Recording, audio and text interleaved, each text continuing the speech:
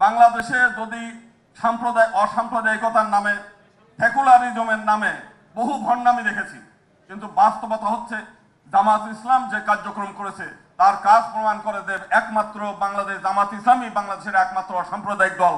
সেটা তারা প্রমাণ করেছে। শুধু আজকে না, অতীতে আমরা দেখেছি বাংলাদেশের উত্তরবঙ্গে হিন্দু তীর্থযাত্রীরা জলে ডুবে মারা গেছে।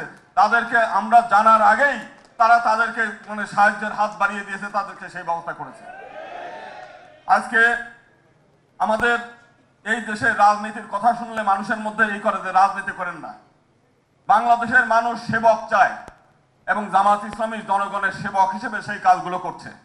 প্রচলিত ধারা যে রাজনীতি, সেই রাজনীতি মানুষ এখন চায় না।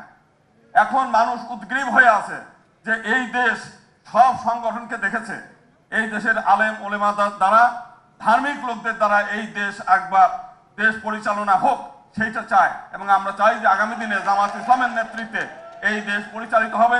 রাজনৈতিক ক্ষমতা না, তারা দেশের সেবা করে ইতিমধ্যে প্রমাণ করেছে যে দেশের জনগণের আমরা সেবা করতে চাই এবং সেবা করে।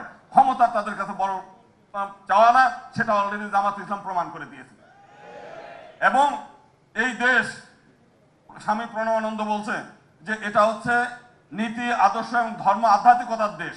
আমরা চাই এই দেশ ধার্মিক লোকদের দ্বারা পরিচালিত হোক।